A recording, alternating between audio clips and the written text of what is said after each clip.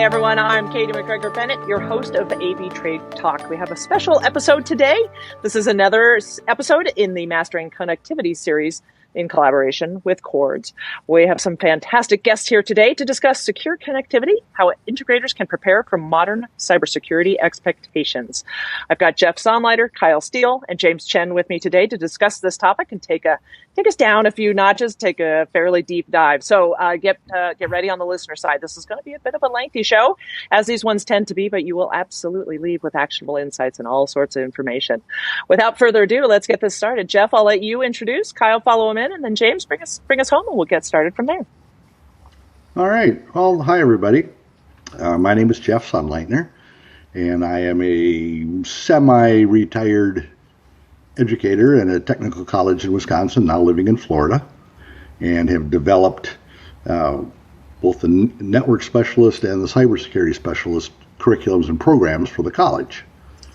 I've been involved with CEDIA for about 6 years, and been teaching for them at ISE and Expo on subjects of, obviously, networking and cybersecurity. Excellent. Kyle.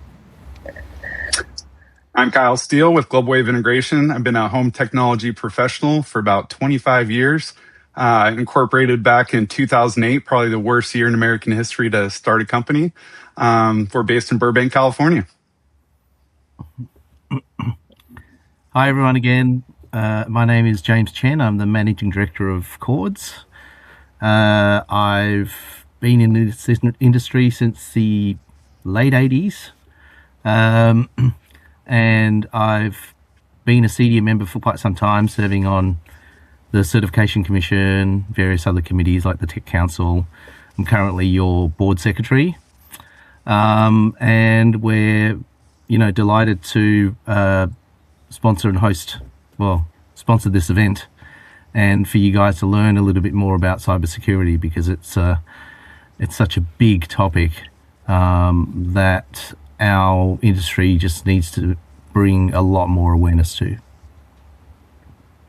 Yeah, absolutely. And thanks to Chords for bringing the topic to light and making sure that we have this conversation recorded and out there to share with the community. Setting the tone for the conversation. AV is no longer isolated. Even a home cinema or a small meeting room now sits on a client's network. That network needs to be protected. It needs to be properly installed, integrated, supported, serviced, all of the things. It's not about fewer buzzwords. It's about practical responsibility and better outcomes for integrators and their clients. That's what this conversation is going to touch on tonight. You will leave with a bunch of information. So here's your warning, final time. Grab a pen, grab a paper. However you record these things as you're consuming your podcast content, get ready. Let's get started. 5 segments for this conversation today. So segment 1, AV is now a network endpoint. Guys, let's discuss how connected AV has changed the job. First, when did AV become part of the cybersecurity conversation? Kyle, I'm going to have you kick off. Jeff, James, join in. Yes, the moment you connect a client's device to the network, you do own it, and it's our responsibility. The moment you have a control processor connected, a streaming audio device, or 4K display to the client's network, you become part of that cybersecurity conversation, that surface area. It's not a burden, it's an opportunity. And I strongly feel that integrators who embrace it and become the trusted partners, they're going to thrive. And those who kind of ignore it will be scapegoated when things go wrong. Jeff, what do you think? In some of the classes that I've taught for CEDIA, I kind of poll my students every once in a while and ask them what I think to be obvious questions. And one that I like asking, and because I always get strange answers, are, how many of you have built a network in a residence? And less than half the hands go up. I said, but you're an integrator, right? So you're installing all this stuff. And they don't consider, half of them didn't consider it even to be a network. I said, well, you've connected to the internet, and now you are a network. All these things that we keep talking about, all the changes and so forth, you have to be extremely aware of to me, it has to be a major part of the installation, the explanation of it, and things like that. Yeah, there's a lot of integrators that they see an RJ45 socket, or they connect their client's TV to Wi-Fi, and their consideration is, well, that's got all the apps, so I've got to make it convenient. But unwillingly, you've just opened the front door because you bring no network knowledge. You've applied no safety to switchware in the residence, and that's like, it's not quite like giving someone that you don't know a key, but it could be. Right. Right. The cybersecurity challenge, let's define that a little bit in integrator terms. Things like more endpoints, more connectivity, more exposure. Jeff and Kyle, I let you guys pick up on this one. Just give it a little bit more definition of the challenge. Yeah, I mean, to be honest, it's not like as an integrator, we're not being targeted by like nation state hackers, right? The real risk are like the default credentials that never get changed, right?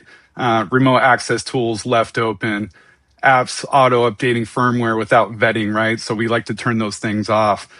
Clients sharing Wi-Fi passwords with their housekeeping staff, right? These are all vulnerabilities on the network for sure. And their habits, right? We train our team that, hey, this is how we set up a network. Like, it takes 20 minutes to change the default, like putting networks on a flat network, devices on a flat network. You're just asking for issues. You're a lot more advanced than a lot of the integrators I've seen, because I still see SSID. We learned the hard way in 2008. And password with password or 000. So yeah, so those things still exist. There's so many of these little details that I found that integrators, they know about, but they don't put into practice. Mm-hmm. A lot of times they're making an assumption that the homeowner or somebody, well, they're the one that have to deal with all this kind of stuff, let them do it. That, to me, is the absolute wrong way to do things. There are so many types of equipment out there right now that can scan networks and start looking for logins and passwords that are default, admin or admin password or whatever. You can even do a Google search and start tagging things like that, and it's going to come up with a whole list. Kind of surprising. Yeah, I guess scary that it's that easy. Yeah, the more devices you put in, the more you expose yourself.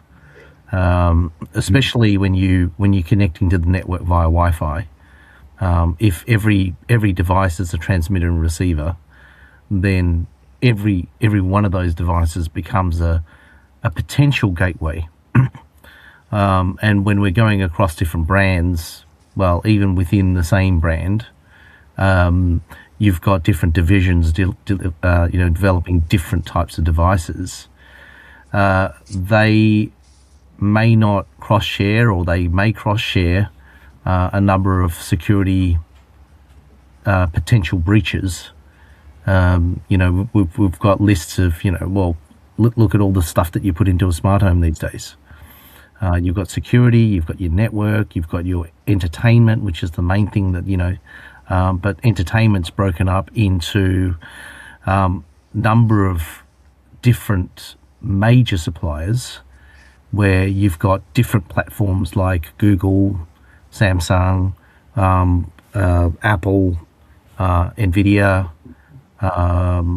let alone all the different brands of DVD players that now have apps, and TV brands that have apps. We're only just starting before we get into the kitchen and the bathroom and the outdoor area and the audio system that you want for your pool area, your garage. So the list can quickly multiply, and that doesn't mean you shouldn't use and have these devices and live a modern life. We can all kind of live like the Jetsons, but we need to be aware that there are external forces at play, and it may not even be malicious. The interference can prevent good operation. And when you want your music or you want to watch something, you want to watch your music. You want to listen to your music and watch something.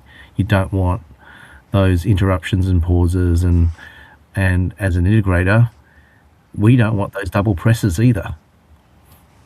Yeah, absolutely. One thing that I show, and this is based on me being a extremely paranoid networking individual. Again, that's where I start with my background. In my house here, and I use this as an example. Right now, I have active in my house 52 endpoints that are running smart stuff. Okay, I'm a junkie when it comes to those things. Last week, because I also track activity when someone's trying to get into my system. And last week alone, my house was scanned 564,000 times. How many times, Jeff? 564,000. Last week. Yes, and there were actually 12 active threats that came in, which I was able to stop with my system. But people have to realize, too, hackers are not doing this. Hackers are setting up the computer systems to do it for them. And the state that we're in right now, and I know we're getting in this a little bit later with the AI, it's just getting worse. Oh, we have a client to that point. He owns a credit card company, and he told me recently he gets hit over 5 million times a day. Whoa. So the threat is real. I feel better now. Yeah, Jeff? Yeah. So good. You got to step it up. I can sleep tonight. Yeah. Boring. Yeah. But when you put numbers like that, I mean, it really does put it into proper context. I mean, this conversation is to do that as well. But when you start looking at those numbers, this is why literally none of us can no longer hide from the reality of the importance of ensuring that the residential network is properly connected, secured, maintained, supported. And you've got somebody watching your back, to Jeff's point and to Kyle's point. Those numbers are staggering, and imagine if it wasn't properly configured in order to protect and prevent that.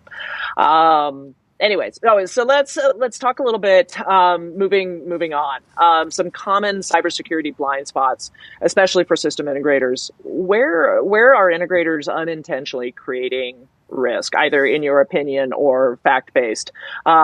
Jeff, tip off. Kyle, chime in. There's a lot of potential places that that are exposed on a network. One of the things that I see, again, I'm not an integrator. Kyle could probably answer this better than I can. However, I've even thought about this myself, is get the network and everything all set up, the integrator's happy, everything, passwords are all changed, and do this and do that, but now I'm going to run out and buy me one more 55-inch TV for the kids and put it in the basement. And you hook it up and you walk away. That's the person doing it, not the integrator doing it. Integrator has to know that that's happened and make sure that that's part of the secure system. I'm sure, Kyle, you've run into that way too many times. Yeah, absolutely. And again, I humbly will say we learned the hard way over beginning of my career. But I mean, the most under-engineered box on any AV system is the modem router supplied by the ISP, right? That's the first thing that needs to get replaced. But again, going back to default credentials on AV over IP devices, control systems, mostly we see remote support tools being left with like no access control, left active with TeamViewer, NVC, and then auto updates, right? Like you're midway through a project, you get a firmware update. It's not vetted, so make sure firmware is vetted. And just consumer grade products just really shouldn't be in any of our projects, right? Just having that layer of security with managed enterprise networks for sure. Do you think that consumers are better understanding the difference between consumer grade and enterprise grade? Again, just residential environment. I'm curious, kind of a pulse check on that level of understanding, consumer level. What do you think? Yeah, great question. And I think a lot of it, we're not trying to scare customers with that point, right? It's more about reliability. Like if you have a managed network, you have separate VLANs on IoT devices, your control system, your AV, you really have to set up those VLANs. So you're really it's not so much security, but the reliability with the stability of these networks. Mm-hmm. Yeah, sometimes we don't really have a choice though, right? We try to steer away from the bring your own device scenario and use trusted sources. But if that doesn't always work, someone has to view content. We've got lots of service providers that stream content now, and sometimes those devices are only available via limited transport devices. So, those are the things that we've got to be aware of. Because if someone wants to watch their Amazon shows, you've got to use certain devices and you've got to bring those devices in. There's no enterprise version, well, so to speak. Yeah. Right. Yeah. Right. And I think, it certainly illustrates the recurring theme of why an integrator needs to be attached to every household in the nation and beyond. I mean, and we say it so often within the community that it's, it becomes sort of rhetorical, but I mean, it really now, if there ever was a time for an integrator to be attached to every household, now is a time for exactly this reason. And to Jeff's point earlier, it's only getting worse. And we'll talk about that at the lovely topic under the AI segment towards the end. I think you've touched on several of the unintentional risk or landmines that can be created, and I think to be fair to the conversation, we know that sometimes it's unintentional, but it's to be expected because of time constraints, budget constraints, supply chain availability of inventory, availability of skilled technicians and labor, all that plus more. So that's kind of the setup, but how much are those things a factor? And I think Kyle too, if you wouldn't mind, do you have any tips for more successfully having a conversation with a client about the need for enterprise grade, this level of integration and ongoing support? There's a whole lot there, but I think you probably follow where I'm going with that. Yeah, I mean, we're big believers on foundation, right? Like a builder's not going to build a home if that foundation isn't solid. So I think part of that conversation, along with power as part of the foundation, is that you can't secure what you didn't build correctly at the beginning. So I think that's essential. And I think these conversations need to happen at the beginning. I think as integrator, we always talk about we want to get in early on these projects, start being part of the design team and talking to architects. Well, I definitely think cybersecurity and network infrastructure should be at the very beginning of every conversation. So I think that's the conversation we're having with our design community and our homeowners. I'll put in one more little plug for CEDIA, and that's over the past couple of months, there's been a group of us that have been putting together CEDIA's first Integrator's Cybersecurity Handbook. And right now it's got about 18 different topics in it, something for the integrator themselves to sit down, talk to the client and say, we are doing this because why are we installing a firewall? What happens if, these types of things. And it's something then that gets left behind with that client. And on there, there's going to be information that says, okay, if you run into this, this is what you do. Call your integrator, unplug everything in sight, whatever the case may be. Okay, but it's something that, it'll help the integrator understand some of the cybersecurity portion of it, but you've just become the educator to that client and this is kind of a sit down toward the very end. Yeah, we're going to scare you a little bit, but here's the reasoning why. We're in a scary world when it comes to these things, and it's on revision number 2. Revision 3 is coming out real quick, and then it's going to be available to integrators. And cool.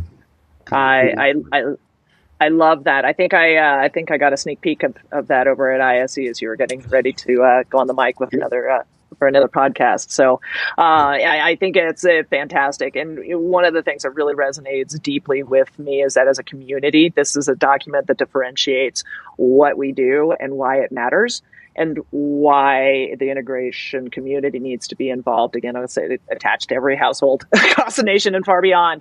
Now's the time to have that conversation. And this documentation sounds like it's going to give that backup and that authority to what the integrator is presenting, which, presented well, sold well. I think, this sets you up for a client for life. And honestly, I think that's where we should be trying to go with this. I mean, traditional retail, if we consider, how people generally acquire things, we talk about transport and availability. A lot of people still go to Walmart. It's still one of the most successful businesses in the world. And they unintentionally buy or intentionally buy their smart oven because they think it would be great to be able to turn on their oven from the supermarket and put on their roast 2 hours before or an hour and a half before they get home. They're all very fun and exciting things that you can be at the park watching your kids play whilst watching your food cook.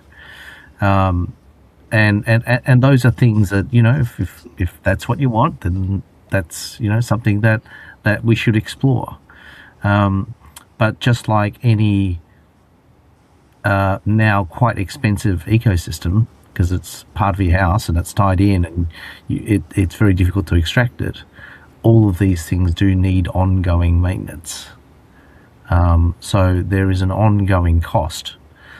And for integrators, it's very important to set up your client to understand these situations where it's not that we don't want you to have the pleasures of life. It's just that you need to have these conversations early so that it's budgeted, just like power and water and electricity and your piano that needs tuned, and your garden that needs to be tended and watered and things like that. These are ongoing activities, and this is just another one of those ongoing things that as a house owner, well, of course you need to clean your gutters. Of course you need to re-grout. Of course you need to silicon your windows again, because these are not evergreen things. And so you just need to set up your own success by having that early relationship with the client, so that they have this awareness, so that you can come in and go, okay, well, we do know what we're doing. We have a lot of cases that we've had a lot of success, and we're going to do our best to protect you. And that's a really good point, James, because this is how we kind of start that conversation when we present our care plans, even before we present a proposal, right? So part of that care plan, taking care of the homeowner in their home, is that now you have this 24/7 agent always protecting you, so that you can justify those care plan costs. So that's a good point. Yeah. One of the other things that it does too, is the integrator also makes the client aware from a liability standpoint that the integrator will be happy to take care of everything that got installed and configured and up and running. But it's the add-on things that kind of throw a monkey wrench into that whole thing. Where does the liability lie when or if there is a problem? So that also keeps that person going toward the integrator rather than, like James said, going out and buying stuff at Walmart. And as an integrator, I think we just assume that liability. Like, I went to one conference, and the thing that really shook me after the speaker was talking about these attacks, I called my insurance agent right afterwards. I'm like, we need cybersecurity, like cyber insurance ASAP.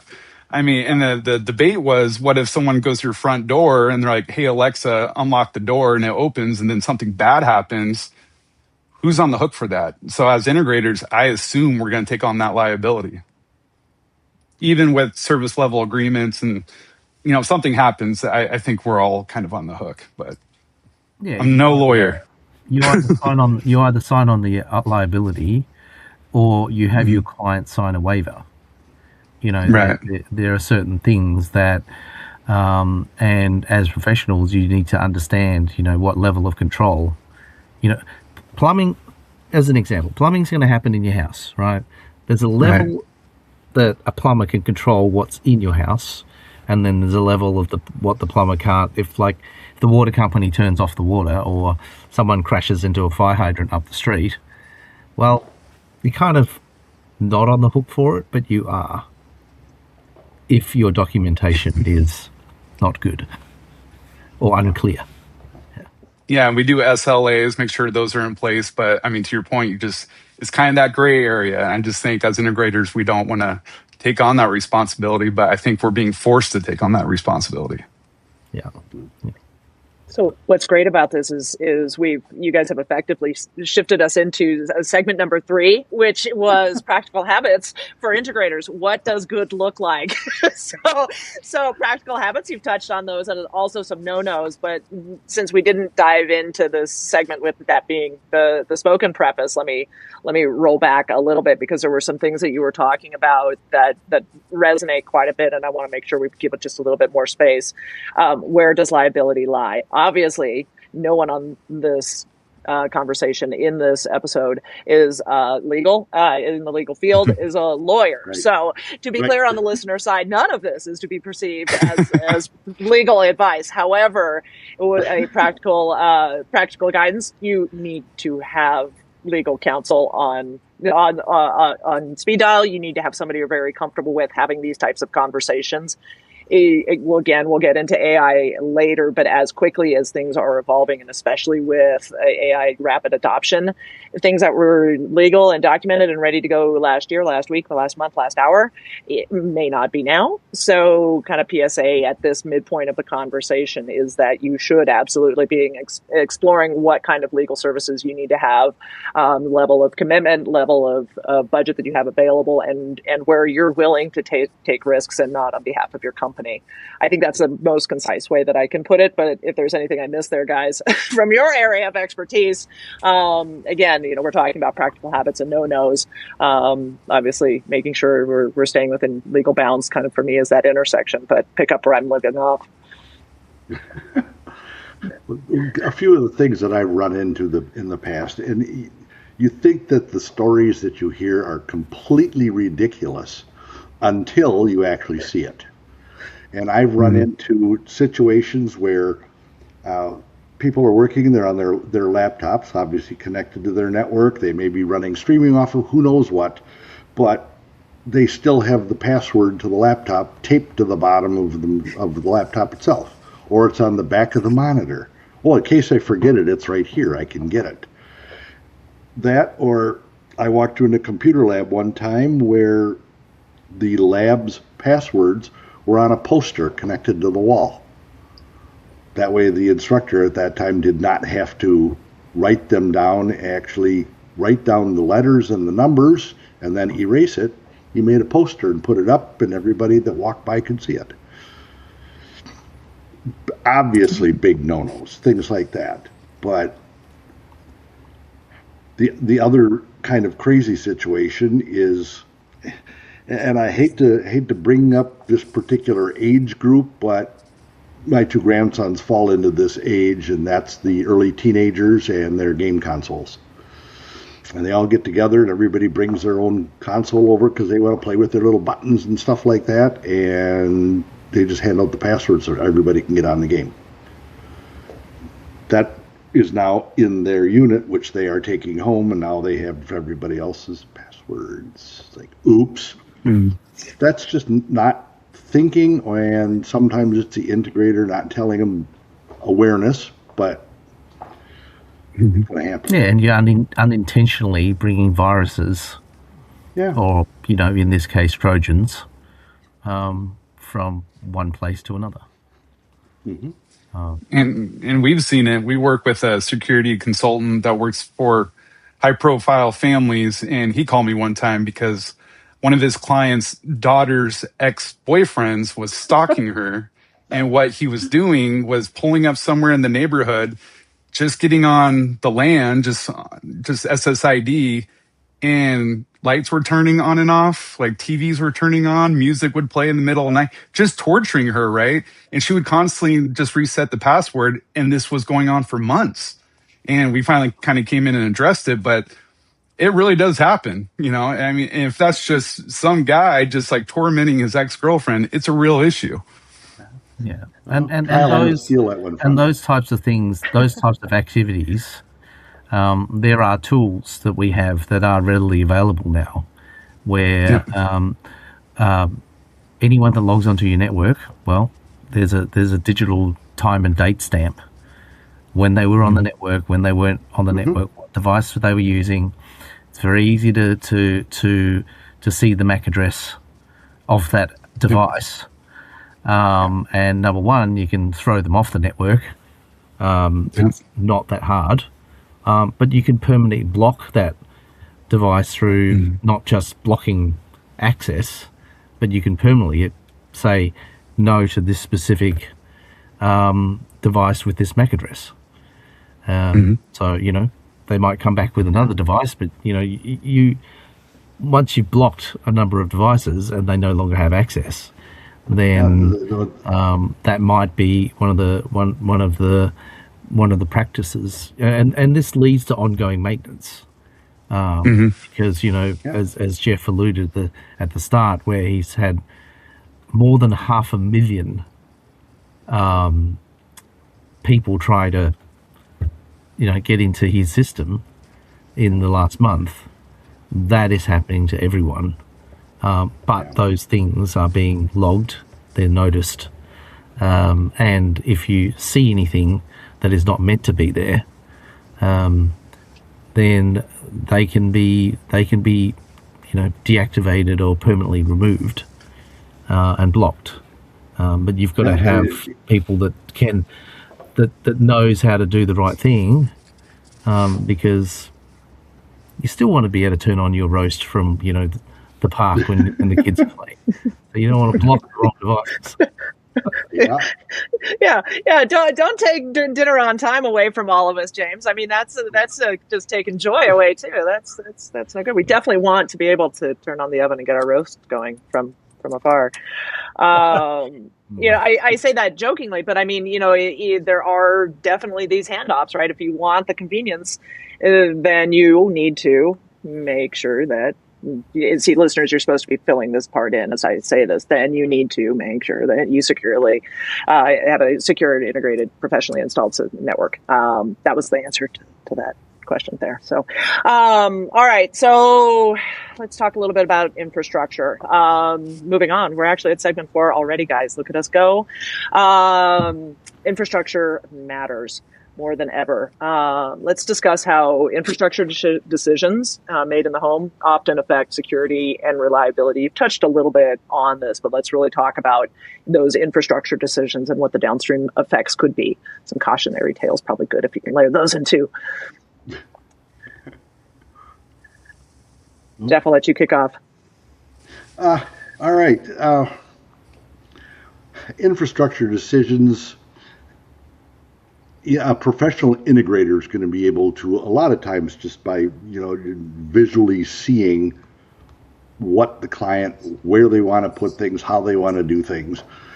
There are things that integrators know that are going to be, they may be capable of doing, but it's going to be a little more difficult.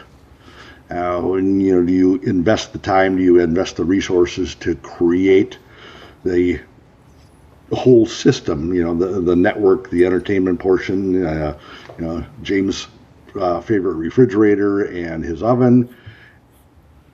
There's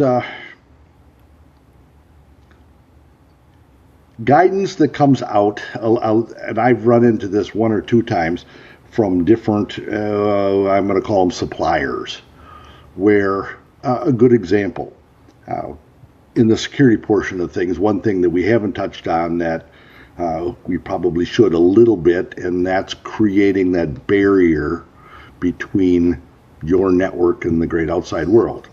Doing things like creating and setting up a firewall, as an example, helps to keep people out. There's numerous ways of doing it, hardware, software, etc. And I have talked with a couple of different suppliers that actually pre-configure networks. The firewall, the router, the switch, whatever. It's like, here it is, here's a package deal. Where I have a problem with that is that supplier does not know my client. My client's needs possibly could be a lot less, could be a lot more, could be right on the spot. You don't know that. That supplier doesn't know that. So does the integrator have the background or the wherewithal to be able to find, how do I take this pre-configured system and adapt it for my client? What changes do I need to make? Okay? And when you start doing like that, that's people that have a real good background, example, in audio and video, fantastic, but they have very little background in networking and cybersecurity. So there's got to be either some cross-training or possibly even adding to a staff or a consultant or somebody out there that can complete this job to make the system so things can be applied immediately from the start and then kind of build from there. Yeah, I think that's a good point, and kind of a quick story with a client along those lines. Configuration of the network. I mean, enterprise grade network is a must. This was back in 2010. High profile client had an in-house IT team, and we put in a nice control system. Nothing was working, and it was best in class components. And I was getting really concerned because the in-house IT team came to the house, told the client, control systems don't work and there's nothing we can do about it, and left us hanging. And the client's extremely upset. And I didn't know enough about networks then. So I actually had to find a third party Cisco engineer to come vet the system under the pretense he was vetting the security of the network. And what I learned is that he was trying to change VLANs, and we were there for days. I was there weekends till late at night. Like, we got to get the stability of the system working.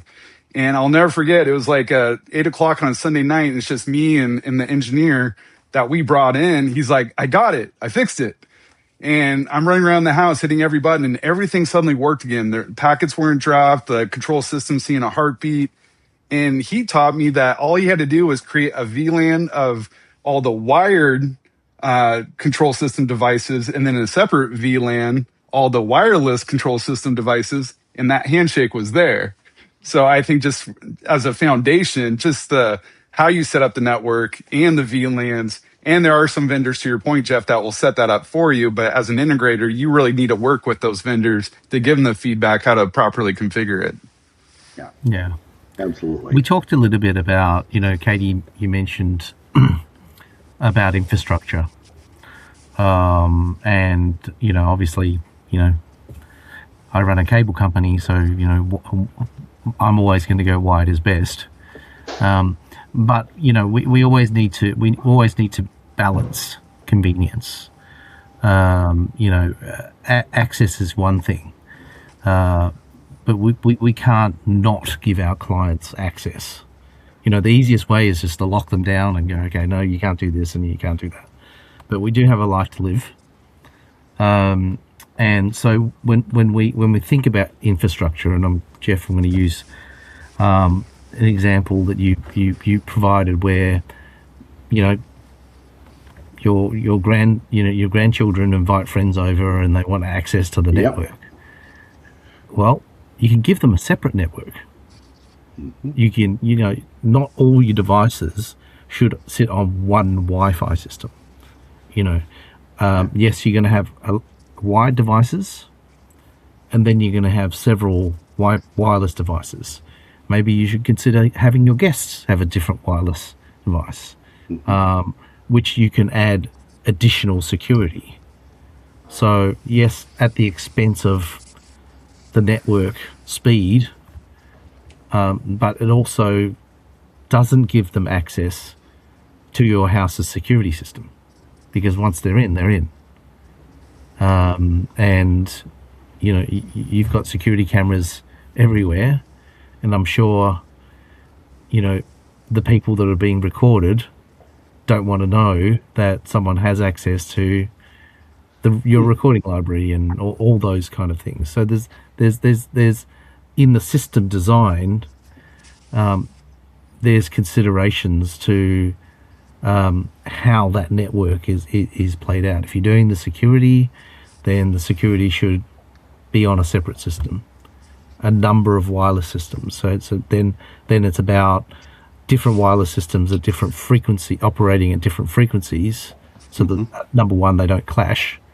B, the devices are easily handed over, and they recognize which layer they're on. Because I've seen some wireless devices, as you move around the house, they just handshake with all devices that are on the network, because it's very easy to set up the same SSID and password. And I've seen people do it. They have the same SSID and password for their office as they do for the home. Right? Because of convenience. But when you do that, handover becomes an easy target, because your mobile phone goes everywhere. So then, you know, there are levels of design that we need to consider, and client use and ease of use is certainly something that we need to do and provide. So, you know, Kyle, you mentioned Crestron before, and people do want. I never said that word.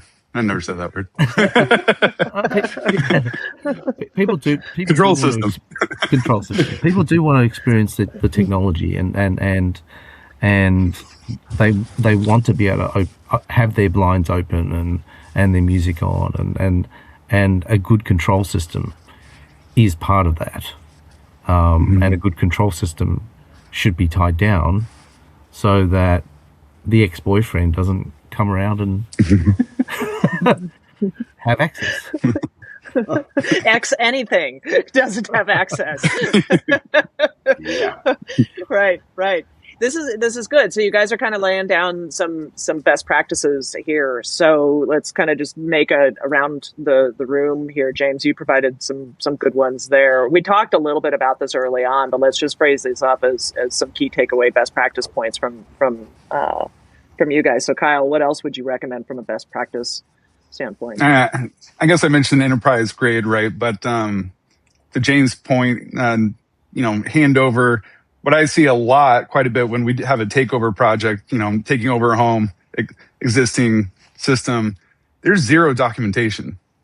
So for networks, it should be fully documented. I mean, just every device, every credential, every access point location, that should be part of the handover to the homeowner, right? They should have all that documentation.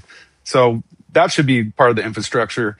And then I know I've written a couple articles about this. I've been just screaming this lately, but power, the infrastructure for power that supports the network.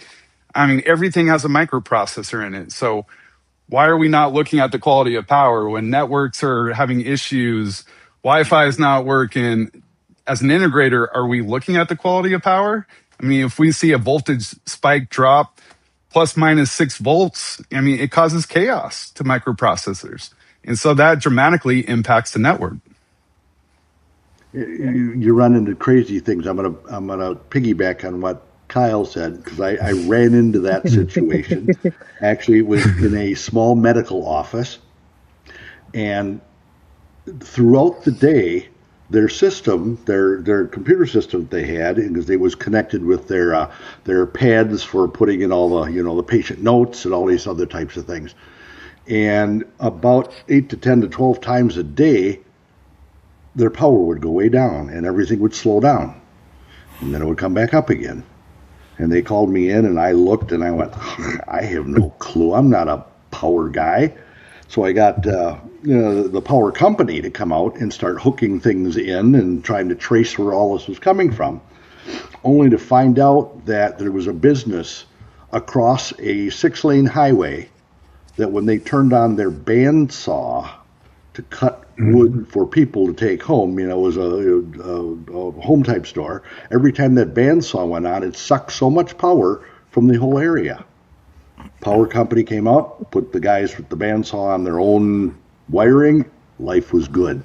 But finding out some of these things, most integrators, network, they're not even going to think about that kind of stuff.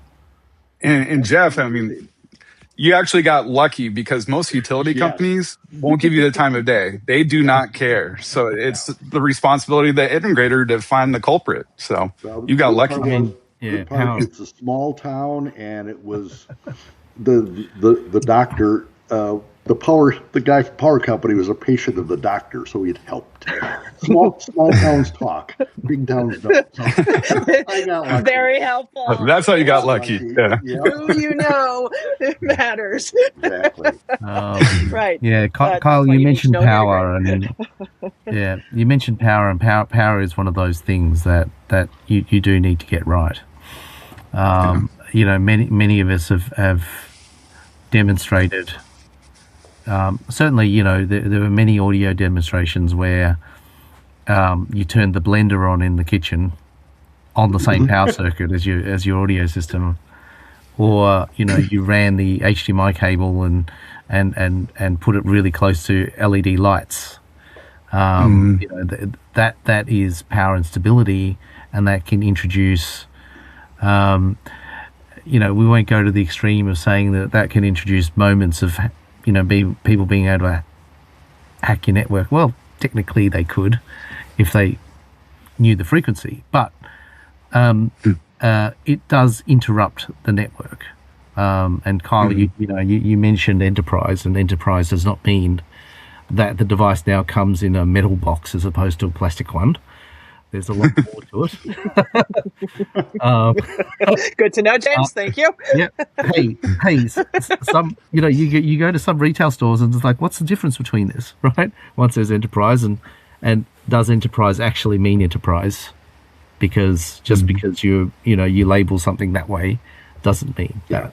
And the other thing with power is, how many of us have gone and been given the advice, well, you just switch off your Wi-Fi router or router, and switch it back on. You do your power cycling. Well, you start to need to design, manage switchware and manage power delivery, UPSs, or all that kind of thing, to have the network be stable.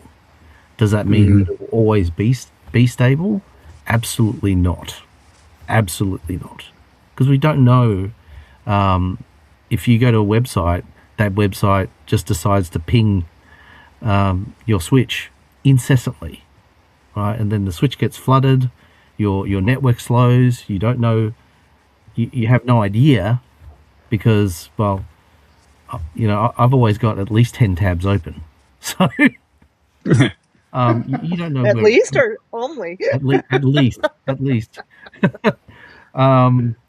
so you don't know where it's coming from, so those things can affect speed and performance of network, and it's a lot easier to have a service agreement in place where the client can call a hotline and say, hey, can you just log in and check, and you could be at lunch, just open up your laptop, and you've got a protected port that you've designed that your client is allowed to give you access, where you can reset a few devices, and you can tell your client, hey, you'll be back and up and running in about 10 to 15 minutes, all going well. So they're the types of things, rather than getting in your van, driving. There are situations where you do need to pull up in a truck, but there are also situations where you could do a quick fix, and enterprise grade devices. Some of them will allow you to do that. And the other thing that Carl mentioned was the practice of delivering enterprise grade products. They do need enterprise grade level of service, and yes, it is a cost. Absolutely. But it's implementing best practice. It's implementing documentation. It's implementing process, and those are the things that any homeowner can see clearly. Even a tiler coming in to do your bathroom, when he shows up with his tools and his process and how everything's laid out, and when he's ready to go, you can tell a good tradesperson from another one. So, as smart home integrators, we definitely should not just rock up and, let me check this out. There's a way that we interact. There's how we talk to our client. There's the awareness of all these things, because I guarantee a lot of our clients have already experienced a lot of these interruptions, and when you remind them, they go, "Oh yeah, I did have that happen to me. Yeah, maybe I should be, maybe I should be more aware." And this is really important, because the danger situation is going to make your client act, and they do care about money, but it's not about money when it comes to their family and their safety and their well-being, and this is the level that we need to consider this at. It's not just entertainment. Yeah, I mean, to that point, going back to reliability, but the one thing that most of our clients can't buy is time. They don't want to waste time taken away from their family because they're troubleshooting.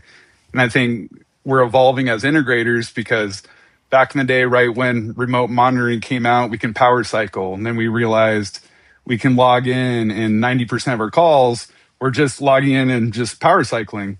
But now evolving from that, well, why are things locking up so much? Why is the network switch locking up? Why we look at the quality of power? So I just see this natural progression. As an integrator, these are all the things we have to look at foundationally. Yeah, one of the things kind of keep in the back of our minds for the future, because what we have been talking about are all great things that have kind of happened to us in the past. We got to start thinking about some of the future considerations. And I don't know about you, but I've been running into articles saying, with all of these companies starting to put together data farms, they're sucking power from everybody. I mean, they're talking about putting one in our area about 30 to 40 miles away from here, but it could affect us, and we're not even on the electrical grid. The cities, communities were not planned for these things. And cities, states, whomever, they're seeing that there's money to be made, so they're letting them build them. And that's one small part of this too. So, yeah. And Jeff, I mean, thank you again for seamlessly transitioning us into the final stretch here. As we were talking about segment 5, it really is let's talk about preparing for future expectations. We kept saying previous 4 segments that we'll get to AI later. So this is that part where we're going to start talking a little bit about AI data centers.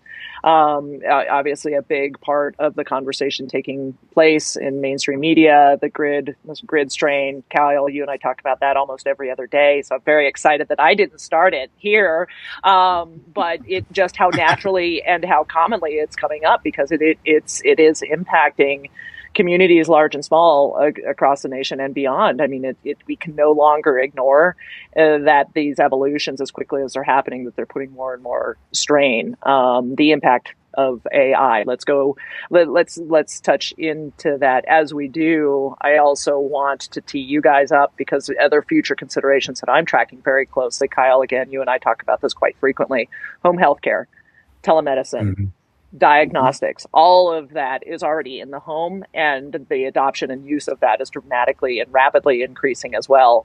Like it or not, integrators, all of this is on the network, and that should be your responsibility. It should be your commitment to the home, that everything connected is going to be under your purview, and you'll have a relationship with it regardless of whether it was yours to install or not. So there's kind of the setup as we go into this final stage of the conversation. I've given you, just some thought starters there, but Jeff, I think best for you as chief scary guy in the room, the future, my friend. Go ahead and tell us, give us some thoughts and some some cautions and warnings, of course. What's next? Well, let's start out with the history of AI. AI as we know it, okay, where the common person knows it. Things like ChatGPT that came out, you realize that all of these are less than 3 years old.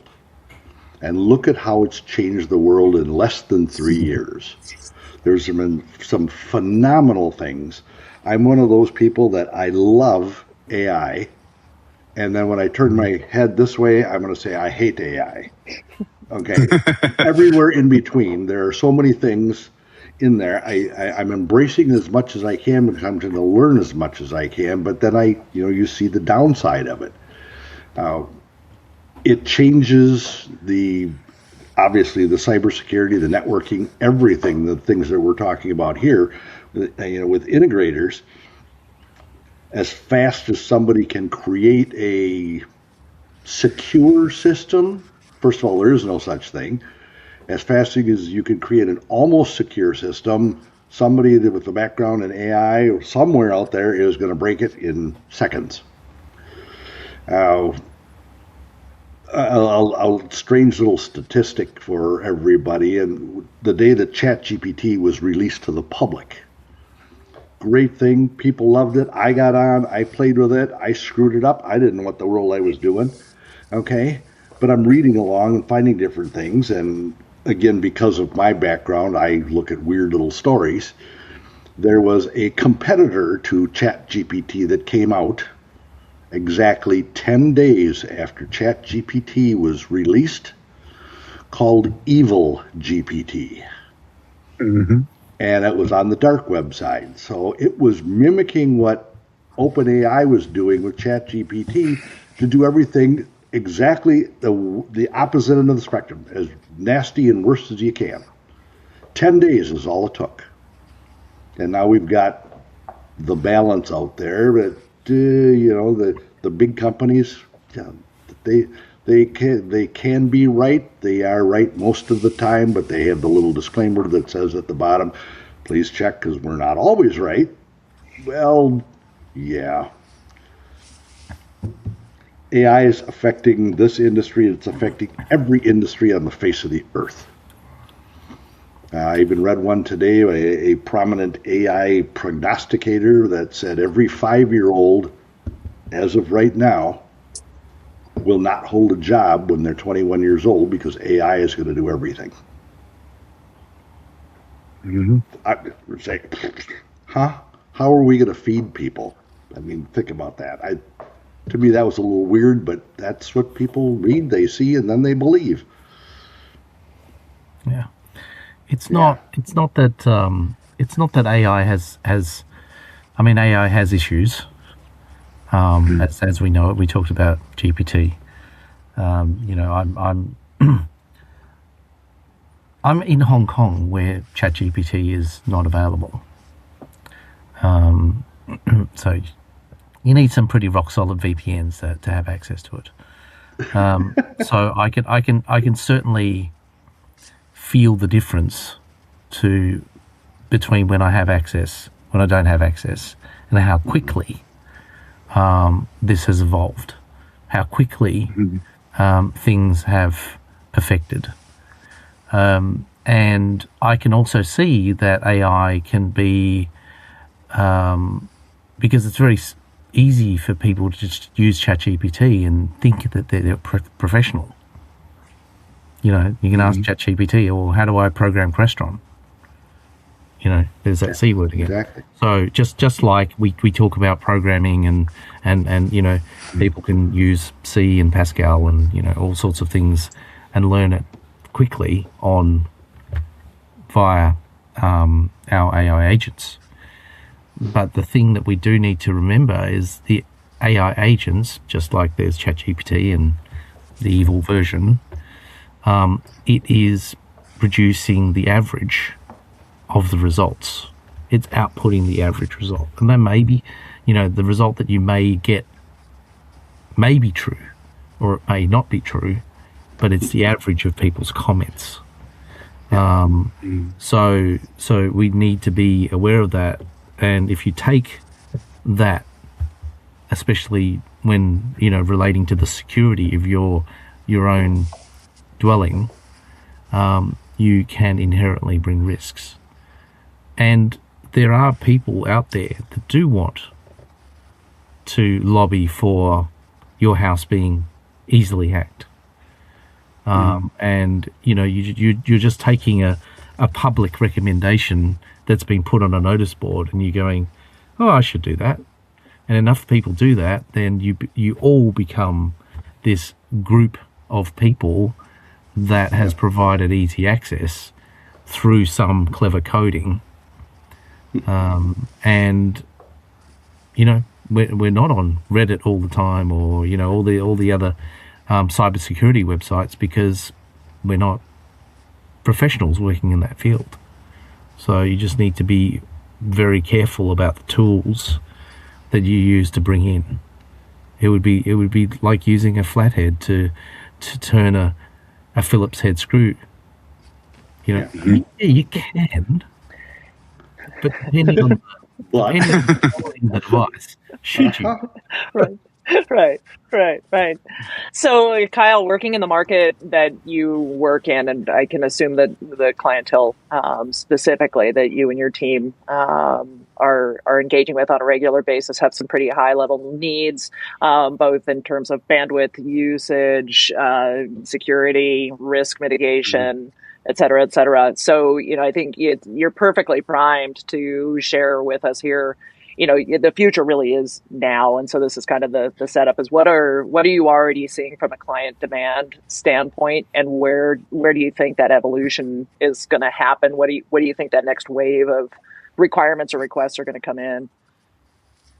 Well, I don't know if we have enough time. As you know, like I'm obsessed with AI. Like I truly feel like a drug addict. Like when Anthropic was down the other day, I was like, I need to get back on. I live in Cowork and Claude Code. But in terms of like cybersecurity, right, it's accelerating both sides, attackers and defenders, right? So it's interesting to see this dance back and forth. But I think fundamentally, the foundation doesn't change, right? As an integrator, like how we set up networks, we can only do so much. But now if we don't set it up right, you know, the cost is only getting greater, right? We could really jeopardize our clientele. So we look at that framework. But I mean, even this morning, huge announcement from Google is the biggest acquisition they've ever had at Google. So they bought a cybersecurity company, Wiz, for $32 billion. And I'm thinking of how I'm using AI because I see the value now in it. Like I have my OpenClaw, Anthropic. I downloaded Telegram. That's my front end user interface. I'm building my agents. Her name's Samantha. I gave her a voice of Martha Stewart where I can just talk to it. So we're here. Like Jarvis is here. But with all these cloud to cloud integrations and these connectors, now's the beauty of like OpenClaw. It now goes out and you can search all of the 19 big AI companies, right? So they've all agreed to share information and skills. That's scary. So now we're building agents that are working with these other companies. So OpenAI is talking to Anthropic, talking to Google. So Google just buys this company. It's like, where's this all going? Because that is scary. I mean, the train has left the station. So I'm trying to look at it like the framework of what we're providing for our clients. And it's like, it's a full-time job just keeping on top of it and just using it. I mean, as an integrator, I can't stress enough, like just pick one of the platforms and just try it. Like Claude Code sounds scary. Claude Code itself built Claude Cowork. Just go in and talk to it like a person. Like prompt engineering is dead. Just use it. Like every day I'm having these conversations because it's happening so quick. But just the fact this morning that Google made that announcement, big things are happening. We just got to stay on top of it.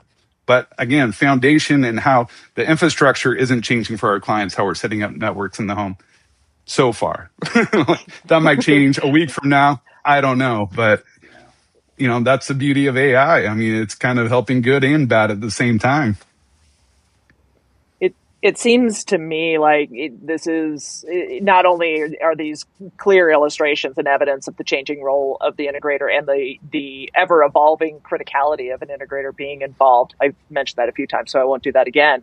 But and also how integrators can get ahead of the wave, stay ahead of the wave, and in so doing become that trusted service provider whose reputation and expertise really supersedes them. And I think ultimately that's where, from an integration community standpoint, we've been trying to get for decades now. And this accelerant that AI has become, I think, really puts into the perfect view of the role and the necessity of an integrator. I mean, you think if you strip everything else away, even the Luddite who says they don't want technology in their home, chances are good that there's going to be a network in the home somewhere, some way, somehow anyways, even if they don't want any other technology. And this conversation put a very fine point on the need to get it right and to consistently look back and make sure that no upgrades, no updates, no weird activities going on. So that's kind of my long-winded way of bringing around full circle the conversation that we had. If you know me, I'm big on differentiators, having this expertise and to the level that Kyle's talking about. I encourage you to rise to that challenge, because rising tide does lift all ships. And the more that the integration community elevates this level of expertise and showcases and celebrates it, the more that the mainstream consumer audience will understand that what we're doing here really is important, and it's now's the time to get on the ship before something goes wrong, right? And I think that's kind of the missing piece to all of this is done well, done right, we're preventing problems.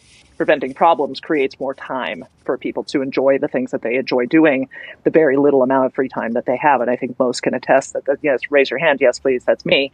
And that, when you bring it down to kind of something that everyone can appreciate is time and privacy is really, really pretty important on top of water and the internet. That's the other thing. So, so I guess, closing thoughts on that. I kind of just brought it all full circle, but I don't mean to get in front of you guys. Thoughts in closing on the conversation and anything else you want to throw out there? Yeah, dovetailing off what you said, the home itself is now the platform, right? And I think as an integrator, what does that mean for us, right? Cybersecurity, networking, the power conversation, but now we're kind of the educators. We have the perfect opportunity to work with not only homeowners on what cybersecurity means, but what AI means, how that's going to impact their life. Like we always say at Global Wave that we're lifestyle designers. Like we want to figure out how you live. Like what are your habits? Like live in the home so we can understand to design a better system, better solution for you. And how can we not lean on AI for that? It's just like, I've been doing this, like I said, since well before 2008. And this is the most excited I've ever been because now we have these tools. Now we can go to the design team and give them tools. I had a quick call with an architect this morning, and it turned into a 2-hour conversation about AI and how I can help her firm. And now she's hiring me to work with her on how they can use this, right? It's just like, it's so new and it's such an opportunity, right? So it's exciting. I think just as an integrator, we just got to really lean in. I talked to many integrators, many manufacturers in the CI channel, like how they're leveraging it. And it's inspiring. So, I want to be part of that conversation. Like if there's someone listening, like what are these tools? I'm happy to help. Perfect. Perfect. And keep listening, audience, because we will get to contact information here in just a minute as we do wind down, and we're heading in that direction. I will do a quick plug at CEDIA Expo in September. CEDIA Expo is the product of CEDIA, the association, and Emerald, the event company. CEDIA stands for Custom Electronic Design and Installation Association. If you're not familiar, have a look at cedia.net.org.com. I believe they have all three now. Have a look there. CEDIA Expo, though, bringing it into view for you, those of you listening in on the integration side. Make sure and start watching the airwaves. They are starting to develop the course outlines for CEDIA education at CEDIA Expo. I don't think those have been fully announced yet, but the show is definitely coming into view, and it really is. CEDIA Expo season has kicked off. So make sure and allocate some time during CEDIA Expo to take in education. I bring this up because people like Jeff, like Kyle, like James, and others in the industry are taking time away to go into panel sessions, talks, lead education sessions, and that's a really great time to get your learn on. It's a long way away, though. So conversations like this one, others that exist, articles that Kyle has written, there's a ton of content on the Chords.com website about this topic and others. Jeff, you've written some great things. I did a post this afternoon on a piece that you wrote right before ISE earlier this year. There's just a lot of really good information from subject matter experts that are very approachable. So approachable that now I'm going to cue you guys up to how approachable are you? If people want to find, follow, engage with you, how do they do that? Website, LinkedIn. Jeff, I'll let you start. Kyle, you go. And then James, if you would, and I'll follow you in and we'll tie this up. Yeah, you can find us on our website, globalwaveintegration.com. We're pretty active on LinkedIn, all the social media handles. And also my other company, Future Care Solutions Group, and that website's futurecare.ai. Very cool. Okay. Al, I don't have a website because I'm a one-person show. Usually, Facebook, LinkedIn, most of the social media places I'm on there, and you can always contact me by giving CEDIA a call as well. They have all my contact information. Perfect. When I was stalking you earlier this year, I found that just a quick Google search, and boy, you came up all over the place. LinkedIn, hot minute, no problem. So there you go, boys and girls. That's how you can find Jeff. James, for you, if people wanted to check you out, all the things. Our website's chords.com, KORDZ.com. There's a contact us side of there. If you want to personally contact me, then LinkedIn is probably the best vehicle there. And if you search James Chen Chords, I'll come right up. And there are regular articles about technology and things like that. As an organisation, we always try to put useful information out there and not plug you and try to sell you stuff.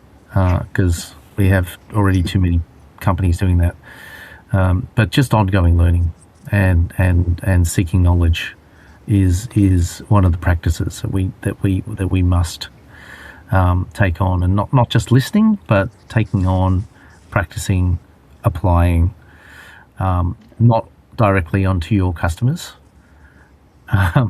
until it's learned. Very important.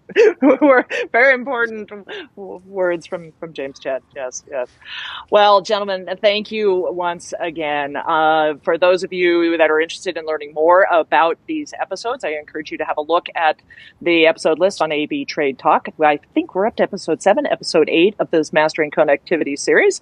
And there will be more to follow. We do try to do these on a quarterly basis, but if something pops up that's a little bit more intriguing, a little bit more timely, we'll certainly jump on the mic. If there is a topic that you'd like us to explore, please hit us up on the sphere and let's have that conversation.